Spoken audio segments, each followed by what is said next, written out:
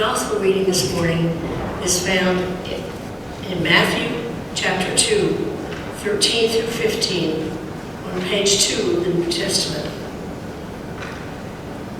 Now after they had left, an angel of the Lord appeared to Joseph in a dream and said, "Get up, take the child and his mother, and flee to Egypt, and remain there until I tell you.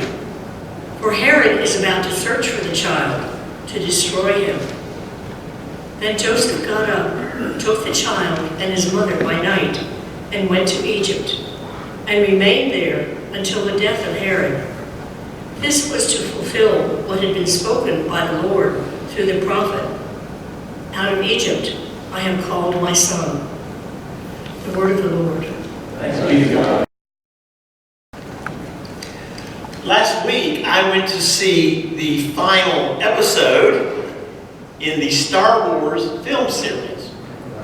A series which, starting in 1977, when I was a senior in college, which seems eons ago, a story which focused on the generations of the Skywalker family and their encounters with both the good side and the dark side of the Force.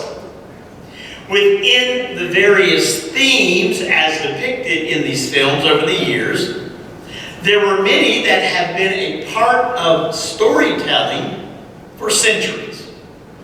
Good versus evil, freedom versus slavery, democracy versus empire, love versus hate, the theme of the hidden identity, and of course the theme of individual redemption, among many other themes.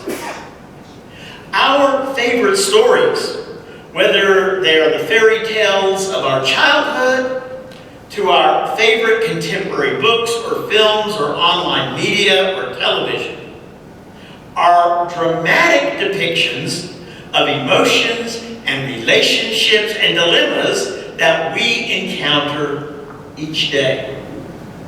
In fact, a story has no appeal if the reader cannot relate to the feelings of the characters. And good writers always stay focused on the basic themes of life to which all of us can relate. Many of these themes have their origins in the most ancient of literary works, and every culture, as we know, has stories which have been passed down in different forms, some oral, some written, from generation to generation. That's why I ask children, like, what is your favorite story? And they'll keep that story as their favorite maybe for all their lives. Certain stories, however, have transcended their cultural origin because they reflect a reality that hearts have recognized in all places and for all times.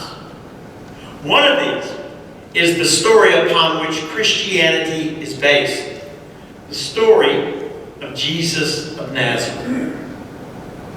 The story of Jesus, as told 2,000 years ago in the Gospels, begins with some amazing encounters that lead to some very human responses.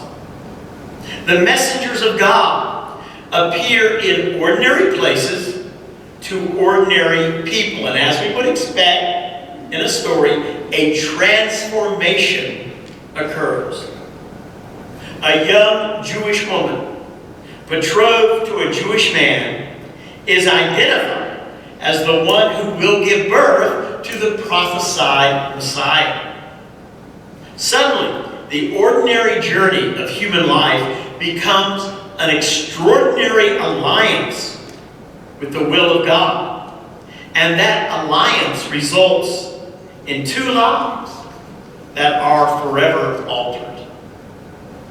An emperor's demand for a census becomes the means by which prophecy is verified.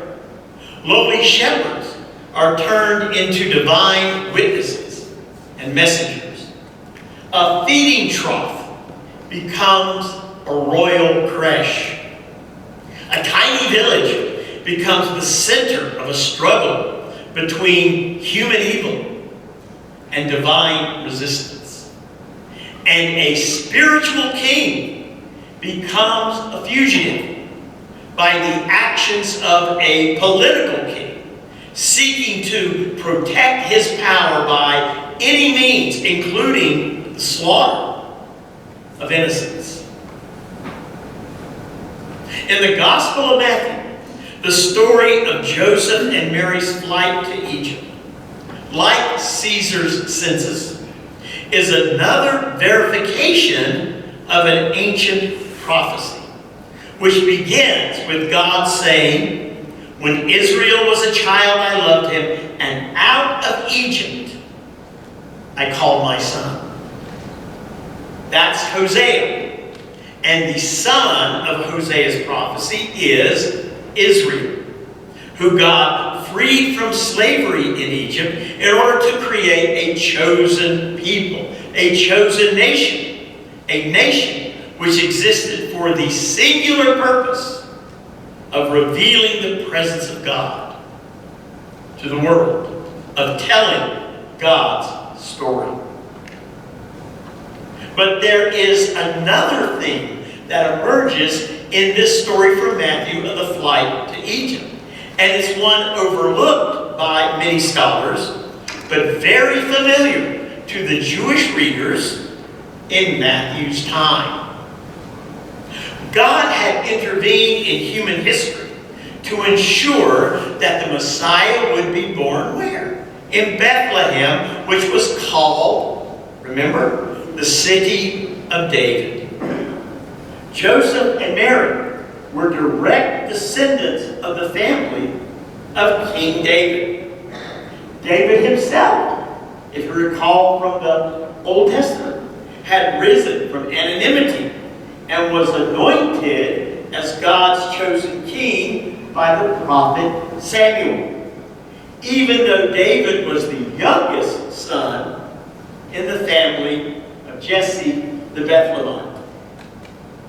God had intervened in Israel's history to choose the most unlikely and unexpected person to lead God's nation. And immediately, David's life after that anointing encountered the resistance of a king's political purpose. King Saul, like King Herod, was not hesitant at all to shed blood in order to protect his power.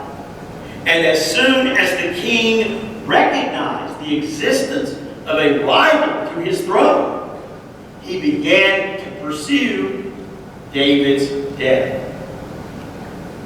In response to Saul, David became a fugitive king and fled into various lands where he had to resort to all kinds of strange and extreme measures in order simply to survive. And what we heard a while ago from the Old Testament is an example of that. David rose and fled that day from Saul. He went to King Achish of Gath. The servants of Achish said to him, "Is this not David, the king of the land?" David was very much afraid of King Achish of Gath. So he changed his behavior before him. He pretended to be mad and went in their presence. He scratched marks on the doors of the gate and let his spittle run down his beard. Achish said to his servants, "Look, you see the man is mad. Why then have you brought him to me? Do I lack madmen that you brought this fellow to play madman, to play the madman in my presence? Shall this fellow come into my house?" David wanted to be sure that he did not appear as a rival to that king. The feigned madness of God's chosen king reflects the risk and sacrifice that comes when one's life is allied with God's purpose. And Matthew's Jewish readers would have recognized that theme, the theme of the fugitive king in the story of Jesus' flight into Egypt. Aha! That's like David. And of course, Matthew wanted to be sure that he established a relationship between God's newborn king, spiritual king, and King David. So what? What does that mean?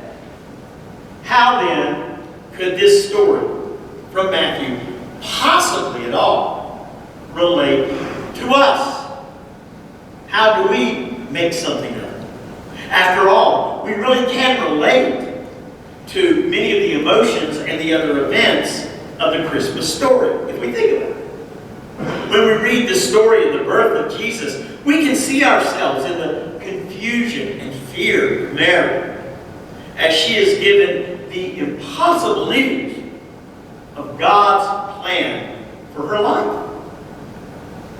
In Joseph, we can see a beloved's disappointment at the troubling news of her pregnancy. We can feel his sense of betrayal. We have felt betrayed at times in our lives. In Joseph and Mary, we also see the acceptance of God's purpose for their lives and their absolute trust in that purpose. In the story of the shepherd, we see a joyous response from the humblest of lives, chosen by God to share the good news of God's love for the world. In the story of the Magi and King Herod, we see an ongoing clash between evil and good, the profane and the divine.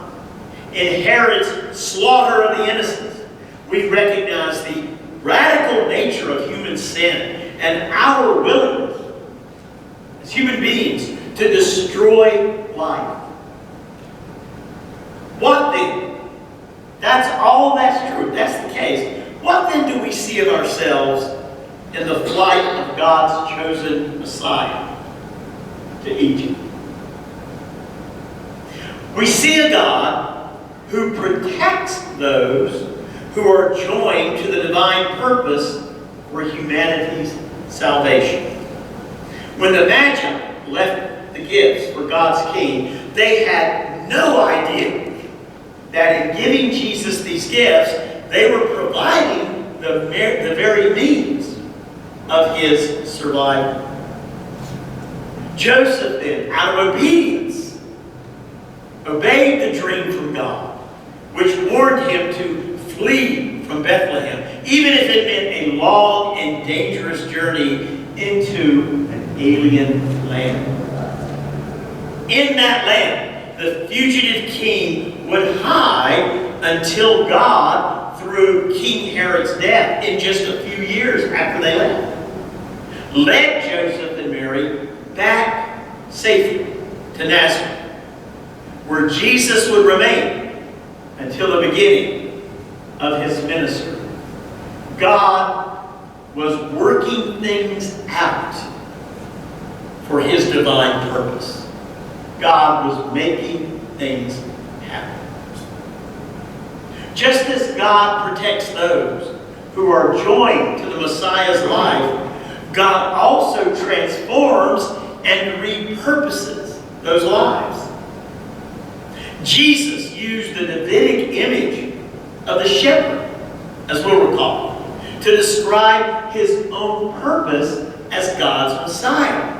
Jesus identified himself as the good shepherd who came to give his life for the flock, and in doing so to bring salvation to the world. In believing in that good shepherd, in believing that that shepherd is our Savior, we become a shepherding people whose lives have been transformed into a journey not for ourselves, a journey not for the world, but a journey for the God who calls us to serve those He has placed into our care. We are to shepherd our families and our relationships. We are to shepherd those who are lost or in need. We are to shepherd those among us who are hungry, those who are sick, those who are in despair. We are to shepherd the church and care for its message and care for its purpose. And we are to trust that whatever trials we encounter in life, all things work for the good in those who are called by Christ. That's exactly what the Apostle Paul said.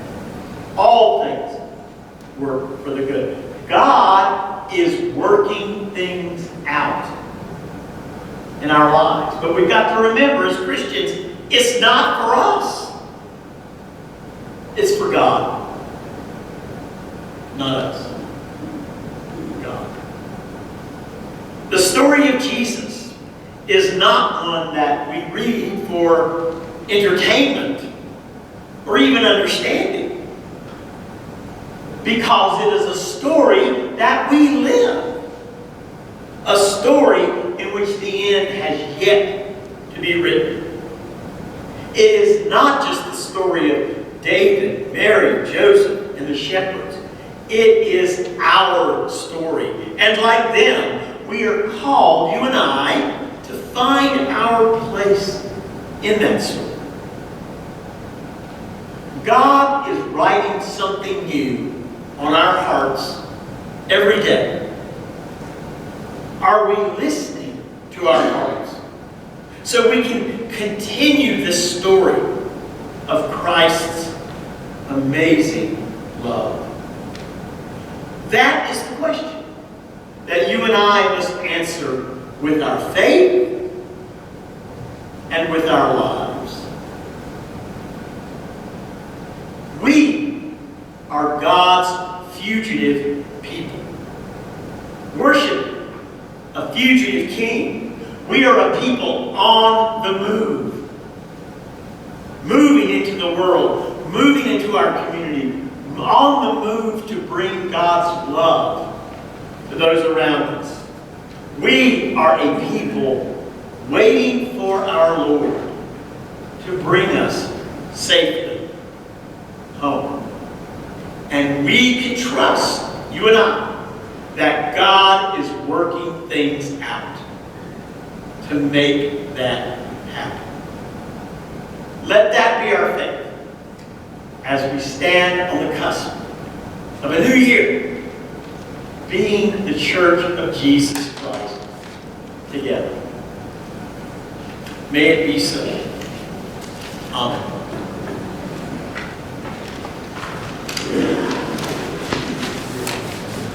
So let us stand and join in our hymn number 140.